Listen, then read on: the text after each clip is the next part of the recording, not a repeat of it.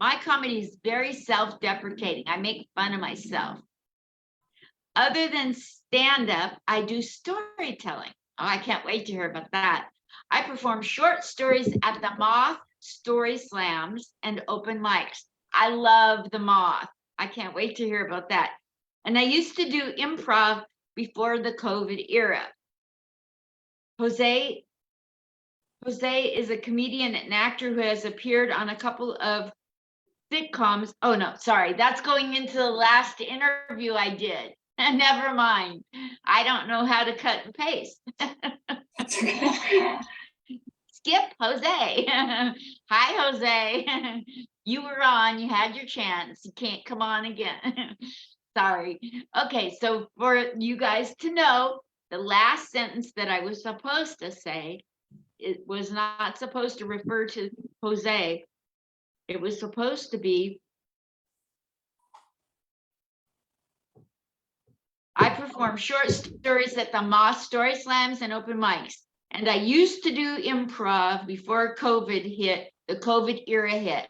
So now give it up for our esteemed comedian, stand-up, and improv and moth storyteller here today on Instagram. She goes by Marina_comedy. Welcome her to this show right here on Comic Spot. Hi, Marina. How are you?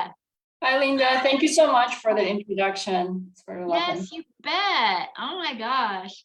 I usually make one mistake at least in every introduction. And people have at first people were like, you're screwing up every introduction. And then said, you know what? You have a brain injury and you're old. We kind of like you. Keep doing it. They're happy accidents. Yes. They're so innocent, I don't mean it. I don't plan it. This is my improv.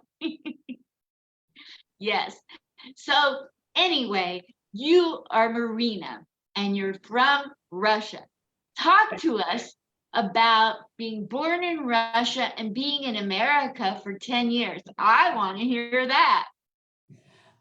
Yeah, so I was born in Russia in a city south of Moscow. So it's a smaller city, and it was, I would say, growing up there was kind of challenging, just economically. So it was kind of this stoic childhood experience, which as I do more stand-up or comedy and I kind of open up to people, I realize people have it in different parts of the world, right? Because people have challenges growing up. So in Russia at the time, it was just economy was doing really badly. We had to do gardening to grow potatoes so we can have food. So it was kind of like you figure out every year, 1 year at a time situation. And at school, I was a big nerd. So I feel like I also bring this into my comedy. Sometimes I do a character of a librarian, like a nerdy person and socially awkward. So this also comes from there. And then I went to college in Moscow. And after I graduated, I moved first to London for a couple of years. And then I moved to the US to study. And then I got a job. So it's been 10 years already in the US. And it's been quite an adjustment culturally, I would say. I bet. Tell me what you studied in Russia and what things you did in the UK before coming to America. So in Russia, it was more of just economics, finance, accounting types of things. And then in London, my job was just office job at a bank, and I was doing like Excel spreadsheets. And I would say I was not at all into any forms of expressing myself through art, because I went to this very quantitative schools and I studied that. So I didn't have experience growing up to do any art or theater. And I was also a very shy kid. I was extremely introverted, socially awkward, on steroids, basically, really, really over the top.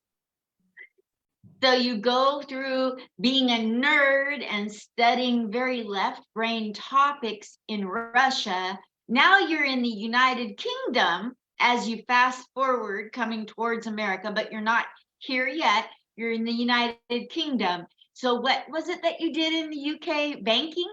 I was working at a bank. It was my first job, and it was very intense, very little sleep, very little time left to do anything else. So it was mostly just spending my time in the office day and night. And then I spent there 2 years, and I moved to the US basically. So after I got fired from about 10 waitress jobs, I was a banker for 24 years. Oh, really? Yes, I understand banking. Okay, yeah. That was challenging days for me. Yes, but you learn how to act. it would be more challenging if I did this in the US. In London, we had a little more vacation. It was a little probably easier on me, and I was still kind of struggling. So once you left Russia, did life get a little bit better for you financially? It was, oh yeah, totally. You know, I was like making a living, I had a job, so it was totally better financially. I was probably still personally kind of anxious at the time. It's like, you know, when you grow up, when you don't know tomorrow, how certain tomorrow is, you kind of like, oh, I gotta hoard something. I don't know what it is. I gotta hoard something just in case tomorrow goes bad. So I was kind of anxious, although if you look at the facts, it was like, you know, I had a job and I had like education, so there was no need to be that anxious about my future. But totally life got better, yeah, that way.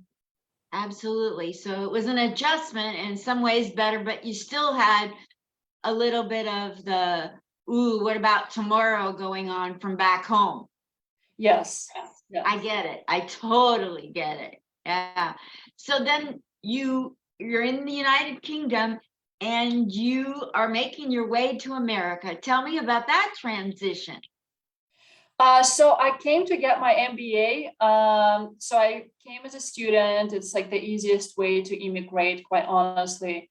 And then I stayed and I got a job. So I transitioned that way. It was quite an adjustment. Just culturally, it was very different. And I moved to Philadelphia first. So I went to Penn, and it was very different from London. I remember I was like, this is very loud. It's like, it's just different. Something is different. And I remember people were telling me, it was, I would say at a school, people were kind of separated. So international students were a little bit separate, and then local American students were a little bit separate because we were all in our late 20s.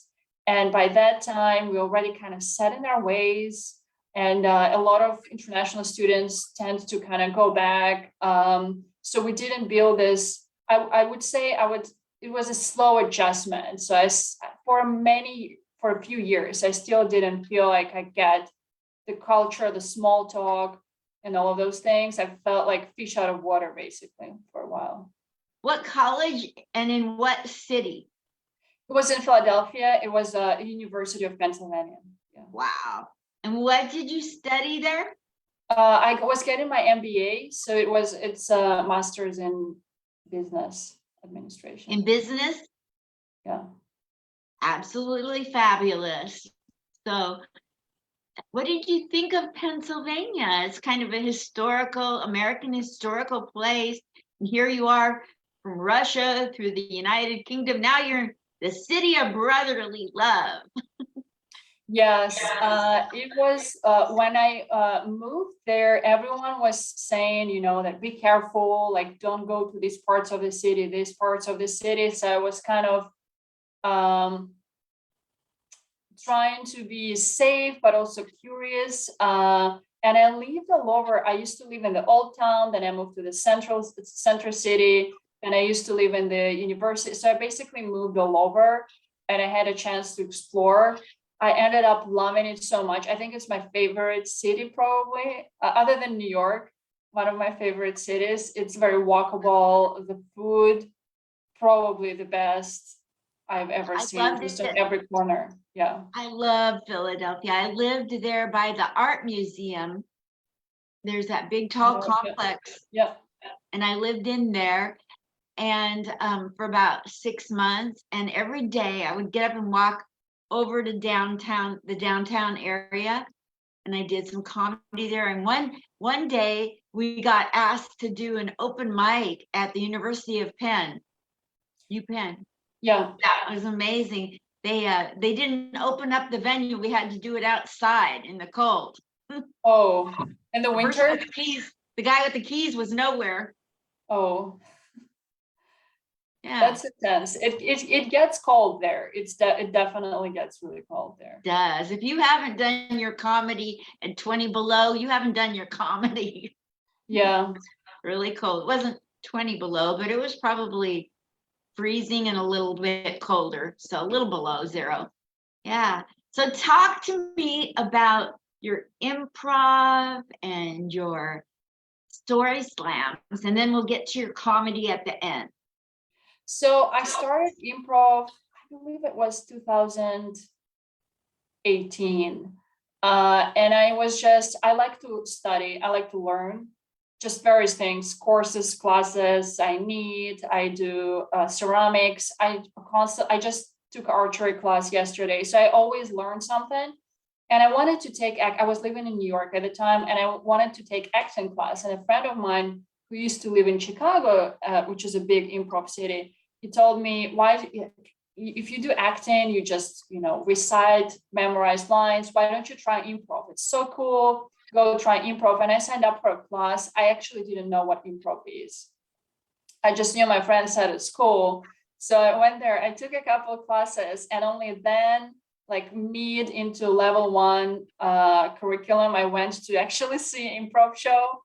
And I was like, okay, I'm not sure I totally get it, but I really got into it. And I really liked that it was very friendly. And I sometimes even say improv saved my life, because at that point in my life, I was so anxious and kind of introverted that I would get anxiety even from like having to talk on the phone.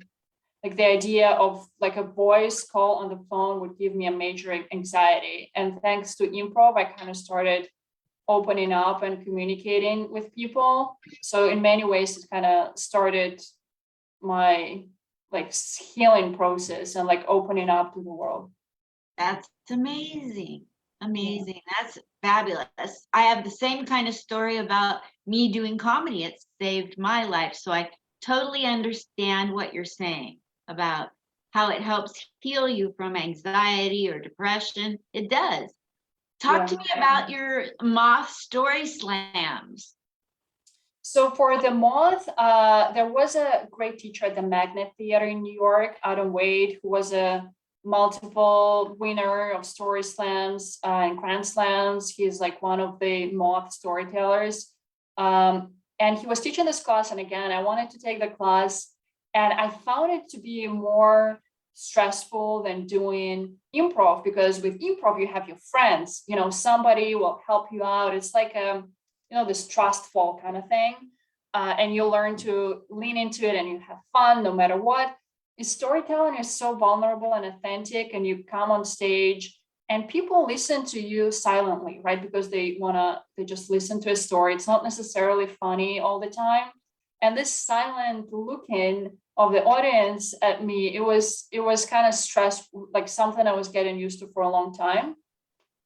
And since I took this class, I took a couple more, and I just write stories for the Moth. I went to the one in New York this week. I'm gonna go to the one in New York on Monday.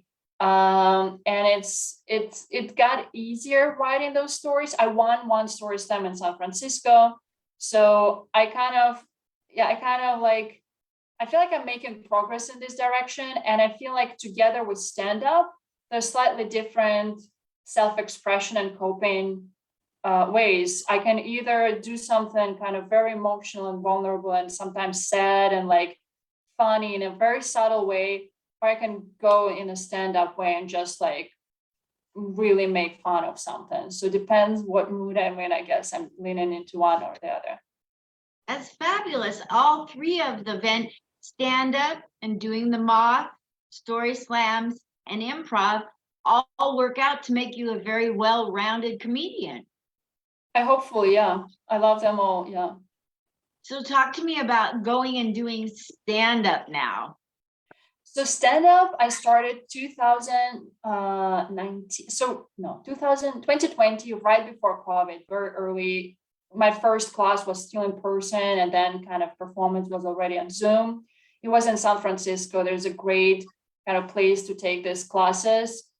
And originally I wanted to keep going with improv, but there was no improv place where I was living because it's the Bay Area, everything is far apart.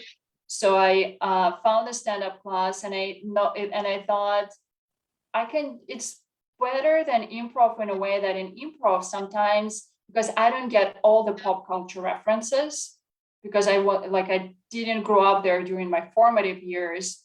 But in stand-up, I don't have this limitation because I'm in control of my own material, right? I can do research in advance if I want to make like a joke, a topical joke. Like I don't have to know immediately all the celebrities and athletes and everything like in improv. So that was the transition I did basically in 2020, and I've been taking classes, and I started doing more and more open mics about a year ago, and I started getting like small book shows this year, which is again, more anxiety with every step. Yeah, and you said you've gotten on some bigger stages. So yeah, like a couple of friends of mine, one was producing a show in the Bay Area. It was like at a movie theater. Then there was a San Jose Improv open mic. Then there was a small club that booked me later in December. So they're like 10-minute slots, but just this idea, that you come up in front of a bigger audience. Some of those places, they have different acoustics. It's like echoey when it's a theater setting. It's different. I'm kind of adjusting like the timing, how do you interact with that? It's very different versus doing it in front of like 10 people, especially people who for example, because you're all comedians and you know each other over time. Yes. So what's the largest audience you've ever had, roughly? I would say 100. That's great. Way to go. Way to go. That's so amazing. Good job. So you presently still live in San Francisco or New York? I am now bi-coastal, like starting this month. I'm right now in New York. I arrived 2 weeks ago, and I'll see where I kind of want to be. But because I work remotely, I can be in both locations for a while. And I just started exploring stand-up scene in New York. It's amazing. There's so many open mics. You can do them from noon until, I don't know, 2 a.m., just 24/7. This is amazing. Yeah. Yes, I love it there. I've lived there 3 different times in my life doing comedy. So Doing stand-up. Yeah, absolutely. Absolutely. So what are your favorite little spots where you get a lot of help, or everybody helps each other, or the crowd is very receptive? If I was thinking, if I didn't know anything about New York, what are a couple favorite spots of yours and why? So I'm here for 2 weeks so far, but I really like the stand. It's just a cozy room. I really liked in Brooklyn, Laughing Buddha Eastville location is also very warm and cozy. And then there's small open mic, Black Cat, LES, Lower East Side. It's like a cafe, but it's packed with comedians. So it's literally has the vibe. You're in a living room, drinking coffee with friends. So Black Cat, I would say, is the place where it's the most chill and relaxed. But the stand is so far I kind of like the most. West Side Comedy Club. There are a lot of them. They're all pretty nice. And I would say you have more people in the audience because there are more comedians, occasional. There's a greater chance to have an occasional regular versus audience member versus San Francisco, for example, which is more a smaller city and it's a little more spread out. Yeah. So have you gone in and tackled Broadway Comedy Club and done one of their bringers downstairs or upstairs? So I'm doing this audition in the industry room. which is a New York staple. And it's actually next weekend, and I'm gonna see how it goes. I don't know. It's kind of nerve-wracking, you're tied 5 and everything, but yeah, some kind of. Fabulous. You'll do great. I hope so. Thank you. That's so great. All right. So let's say you're lucky enough to live to age 71 like me. And before you croak, you die. Before you die, what do you want to accomplish in this world? Off stage and on stage. On stage, actually, I just wanna. So I'm in therapy, so I'm kind of post-therapy version of myself. And in both storytelling and stand-up right now, I write about things that matter to me. Sometimes it's on the topic of like gaslighting and just difficult situations people go through. So I touch those experiences which are emotional that people go through in their life. I don't know how far it's gonna take me, quite honestly. But I just enjoy, when you're after a show, especially for example, storytelling show, and somebody comes after, or if it's a stand-up on a serious topic, and after the show, somebody comes to you and says, like, thank you for doing this. I can relate. I had similar experience, or I know somebody who had similar experience. This feeling is just kind of amazing, knowing that you like had impact on somebody. Off the stage, I don't know, just trying to make it, not to go broke entirely, and then maybe eventually like teach or like pass on my knowledge in some way at some point. But yeah, so far I feel like I'm in the stage where I'm trying to off the stage, say professionally and as a person, just kind of build my own life still and settle more steadily, so I can, kind of focus more on like, okay, now I'm really good at this and that and this, and I can pass on this knowledge. So I feel like, and by the way, I did I don't know how reckless that was. I'm usually not into these things, but I did a numerology and tarot reading recently. Wow. And it said to me exactly the same thing, that in about 10 years, I need to start basically teaching something. So Oh, maybe. that's fabulous. I can't wait to see how your life, the trajectory of your life. Would you do me a favor? You have an amazing path that you're on. It's so interesting to me and to others. Would you mind checking in with me like every 6 months and coming back on and telling us how you're progressing? I want to know. I'd love to. If you're not tired of me, I would love to come back. Yes. No, I think that you're an encouragement. So many like American people, they are born and raised here, had everything handed to them on a silver platter. And here you are coming from Russia through the Ukraine to here, and you won the Moth in San Francisco. Yeah. My gosh, that is, I want to know where your comedy is going to go. Absolutely. I will definitely keep in touch. Thank you so much. And while you're in New York, have you heard of Gladys Simon over at Comic Strip Live? No, I haven't. So she has a room that Jerry Seinfeld redecorated. She's very connected. She's trained all the big people like Jeffrey Ross and Jim Gaffigan. They all came out of her. So if you get over to Comic Strip Live to their Gladys Simon show, I think it's, I don't know, Tuesday at 5:30, I don't know. But go meet Gladys and get on her show. You'd hit up Gene Kim and let them know that, you won the Moth. She's big into the Moth. So yeah, and get to know Gladys. She knows she'll get you really well connected. Thank you so much. I really appreciate it. Absolutely. You'll probably be hearing from a lady named Helene, because I know she clicked like to the post I did earlier, and she's very well connected to everybody in comedy too, and she will help you a lot as well. That would be amazing. Thank you so much. Thank Yeah. you. So is there anything that you want to say to everybody who's at home watching now or later on? Usually people don't watch at the moment, they watch later. I don't know. It's almost holidays, so I hope everybody is getting ready, whatever you're celebrating.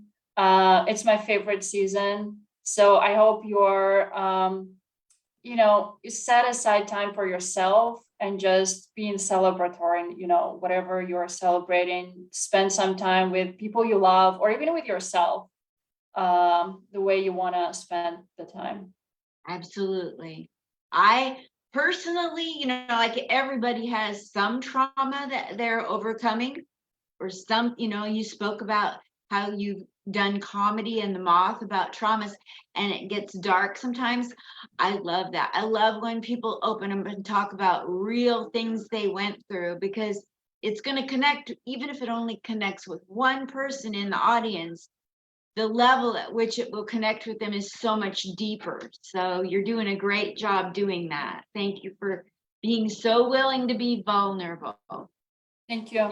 Yes. Okay, well, you got to come back every 6 months and keep me upgraded on what's going on with your comedy, because I know it's going to go somewhere. Thank you for coming on to Comic Spot. Thank you, Linda. Have a great day. And one last thing, your Marina_comedy on Instagram. Are you on Facebook? I am on Facebook. I don't have the comedy Facebook, but you can find me under my full name, Marina Petrova, on Facebook. But Instagram, I did it specifically for stand-up. So perfect. And what about YouTube? Do you have a YouTube or a TikTok presence? I have one of those unlisted YouTube where I just post so far my clips for the bookers, but one day it will go live public. No problem at all. Super. Thank you so much for coming on. Marina Petrova, Marina_comedy on Instagram. Have a great day, and thank you. Happy holidays. Happy holidays. Bye. Bye.